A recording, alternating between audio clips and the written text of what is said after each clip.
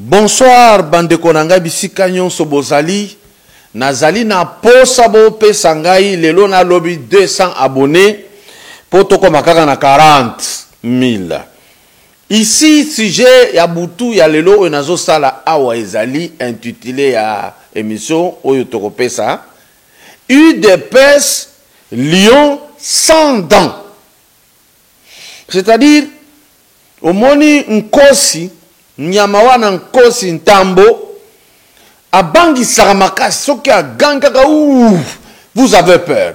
Soko moni lion azako ya misune wana, na ba poil wana, ba fourrure wana, ba otalina, ba crinière, tous, ozako banga. Excusez-moi. Et alors le lion, soki a kangi buffle, malgré mon nene à buffle, comment un lion à maintenir buffle, buffle a bougé. Il arrache la gorge, il a des dents pointues, des canines tranchantes. C'est quand on a eu des pestes, comment on a commis, lion oyazana minute, batu bazai ko banga baye ko découvrir que na munoko minu ezate. Pourquoi on a le boye? Bande Konangai. Le vice-premier ministre Kankonde Alobi Ngobila Telemisa Misala Oyolingo Sala ya Zandu et Telema. Le vice-premier ministre Kankonde, c'est le patron de l'intérieur. Ba gouverneur baza sous son ordre. Lokola Lobaki.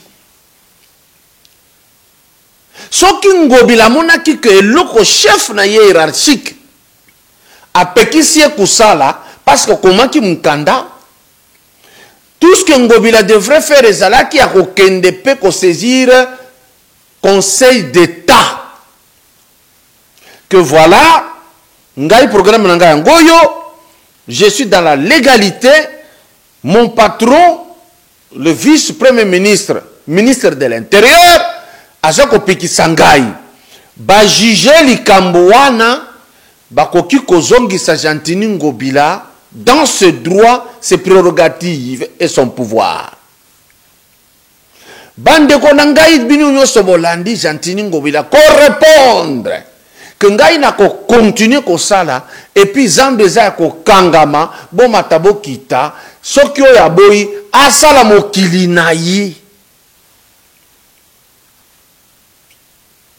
Oya boya sala mboka na ye. Alobeli yango wapi na média. Na pesi pas en arrière. Ba utaki kolongola Jean-Marc Kabound de l'Assemblée nationale, certains membres de l'IDPS et d'autres de l'INC et consorts, balobaki que Jean-Marc Kabound azana langage léger.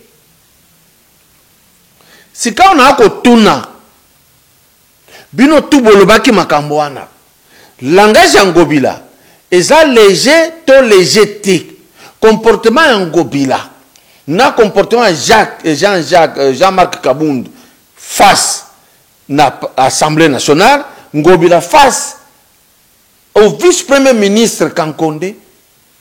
Quel est le comportement non désirable? Et tant que basali boye naza komituna ba cadre ya UDPS oyo ba telemenaki kaka Kabound oyo ba lobaki basadi tour ya ba chaîne pona nini namoni bango te na sujet ya Kankonde oyo ministre ya UDPS na bino chef ba saboter ba humilier publiquement. Où sont les professeurs de l'IDPS qui ont fait le tour des chaînes? Où sont les juristes de l'IDPS qui ont fait le tour des chaînes? Où sont les cadres de l'IDPS qui parlent respectons le texte? Va humilier une sommité de l'IDPS en la personne du vice-premier ministre chargé de l'intérieur, M. Gilbert Kankonde, humilié par Ngobila. Wana makasi na bino esili complètement, vous êtes à faune. beaucoup d'abord discuter, beaucoup comprendre que quand on parlait de l'autre côté, ce n'était pas pour faire respecter l'IDPS ou aider le pouvoir, c'était pour autre chose. Je voudrais dire ici que Bato Basa Koloba, ville comme propre, ville comme propre, ce n'est pas parce que Ngobila Soukoli ville, non. Ville ya Gombe Soukwami na banvu la répéter. Parce que na kota kakuna kokombo la wane za mukie, tokondima jantini Ngobila soki confinement esili. Bato ba fréquenter ville. Ndeto mona bopeto ya zoko ganga kochango wapi.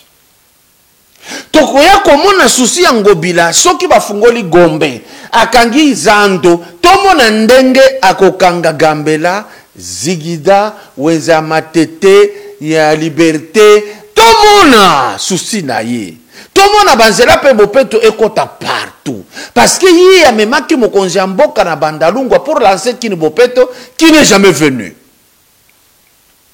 Tout ça ici, je ne vois pas les gens circuler dans les chaînes pour dire que l'Assemblée provinciale est ça la motion de défiance contre Jantini pour manquement grave envers l'hiérarchie. Kimia, kuna l'Assemblée provinciale bataille des pets Bazali et qui respecte les textes. Dossier Yami Bale Bandeko. Batie langa veter bota la mutoyo ya zolo baiza nani bongo na zongela bino veter bureau pour na lobi que grève de la faim nanga na osala ngona kata bureau lokola boyi ati ba betinga ba bokinga libanda na ko continuer grève de la faim nanga awa ndeko Raphaël soki chaque jour na balabala wa na ndola la kana peluza mbule beta nini na ozalawa grève de la faim nanga na osala wa ti le 17 mai. Soki nzamba osunga na kufate merci na kufite soki na kufi entre temps bozwa message oyo ozangi bato bakolobelaka biso na bureau politique bato bakolobelaka biso esiko bakokabolaka ba poste tolobi tosala moi acte na biso bayeba ke biso pe to existaka tozali toza ko exister. Henri Majezo le laza pauvre baza konome bato mususu ya bundeli Kabila Kabange bazo nome yete directement Henri Maji tango tongo etani toyoki ke bakangi à koti makala directement on commence à kiser président Félix IDPS bwana boye ngana poser question bato ba finga le président Félix Tshisekedi bazali akanga muto moko te ba prince Penge ba finga ye makasi sans que je compte d'autres. Henri Oya finga président na façon tout. A Emilia ye na façon tout. A tikala jamais ko kangaye. Nous venons de comprendre que le ministre de la Justice Azatunda ya Kasende ya PPRD. J'ai ouï comprendre que vérité où les gens Henri Maji abandaki siko koloba. Na nega menasaki ke na koya koloba na tanga na batu nde bango moko basali loko na koti prison. Maintenant on les analyse na sali to meka kolanda vetero to comprendre que tout ce qu'on a dit ici elingi ezala leur kokosama veter total siko Henri Maji na prison.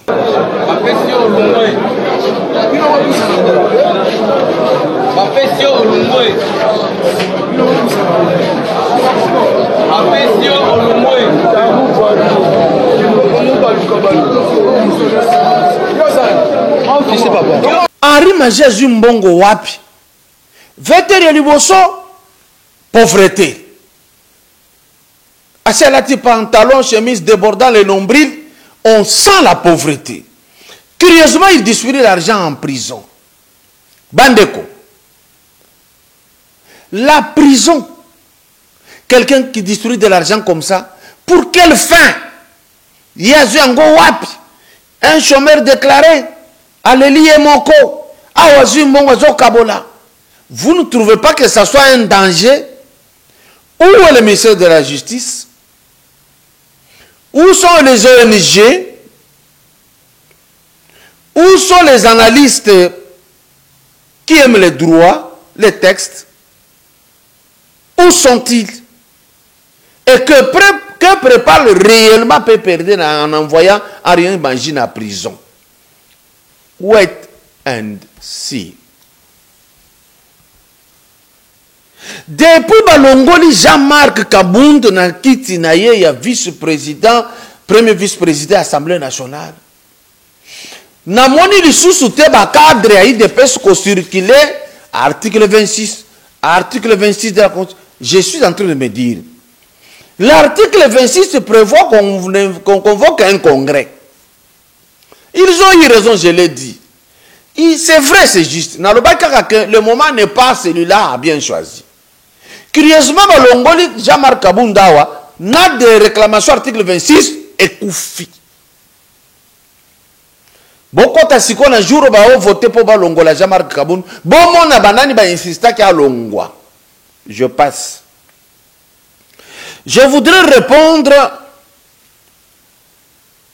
à Maître Gabin Lulendo qui dit que Marcelin Bilomba a fait un faux témoignage. Oh, maître, qu'est-ce qui s'est passé? La politique qui vous enlève le droit dans la bouche ou comment? Es-tu un juge pour établir qu'il y a faux témoignage? Est-ce que le rudimentaire que vous nous avez enseigné, c'est parti? Ou vous voulez toujours trouver des superfuges pour justifier le forfait qu'a commis Kamere? Ah non. Le gouverneur de la banque parle de 57 millions. Le ministre Yav parle de 57 millions. Et je pourrais même vous dire que les deux, quand ils ont parlé, ils n'ont montré aucun document. Est-ce que Gabin Lulendo, tu as vu un document signé, contre-signé, pour établir que ce que Marcelin Bilomba dit est faux? Parce que ne peut être faux que par rapport au vrai. Est-ce que yo, Lulendo Gabin, as-tu le vrai en main? Deogracias Mutombo, gouverneur de la banque, n'a pas amené une preuve. Il a fait une déclaration. Le ministre Yav, pas de preuve matérielle, déclaration. Alors, les meilleurs juristes, ils devraient dire plutôt, comme ici c'est 57, mais ici nous avons 66, j'aimerais que la partie, la défense, puisse demander que le gouverneur et le ministre reviennent à l'audience publique en confrontation avec Marcelin Bilomba. Mais dire d'emblée que c'est un faux témoignage, ça m'étonne pour un précédent de dire des choses comme ça, comme qui dirait il y a eu jugement et qu'il a été établi que l'acte posé est un faux témoignage. Là, il y a moyen de revoir beaucoup de choses. Or, regardez, je vais rappeler quelque chose ici. Je ne dis pas que c'est vrai, je rappelle, j'ai fait le fait de rattachement de faits, j'ai fait des analyses par extrapolation. Dans les réseaux sociaux de Monaki, quand on entendait Kamere au niveau du parquet de Matete, il était sorti, il était fuité qu'il aurait versé 9 millions de dollars à sa belle-sœur. Si je considère cela comme une vérité, ne voyez-vous pas que 57 plus 9 millions égale 66 millions et qu'il y a lieu de dire que Marcelin Bilomba n'a pas menti? Mais tout ceci sont des supputations. Qu'est-ce qu'il faudra? Il faudra tout simplement qu'on attende la confrontation. Pourquoi j'insiste? Parce que Marcelin Bilomba, qui représente le chef de l'État auprès de la Banque centrale du Congo, il assiste et participe dans le conseil d'administration de la banque. Donc, c'est quelqu'un qui est... qu'est-ce que je pourrais dire? Qui peut être un témoin privilégié. Parce qu'il a dit qu'on lui a tiré une copie. Il pourra venir dire, tellement tiré la copie, peut-être qu'il a tout le contenu dans une clé USB. Parce que, voyez-vous, on vient d'enregistrer une mort d'un agent de la Banque centrale. Peut-être on supposerait que ça soit. On suppose toujours, on ne dit pas que c'est vrai. D'où Gabriel Oulendo, avant de déclarer, vous êtes un grand avocat, ne versez pas dans des déclarations du genre, de peur de discréditer toute la connaissance que vous avez amassée au cours des années. Donc ici, je voudrais passer directement à montrer à toute la communauté kassaïenne vivant à l'extérieur que bel et bien, les tracteurs agricoles ont atterri sur le sol du Kassa oriental au niveau de Nkwadi. Et je connais Nkwadi. Quand vous dépassez Nkwadi, vous irez jusqu'à Katanda et consorts. Je vous laisse vivre, savourer le pas des géants posé, parce qu'il n'y a rien que nous puissions réclamer que aller vers l'agriculture, l'agro-pastorale, sur toute l'étendue de la République démocratique du Congo, on ne parlera plus fin. Bonsoir.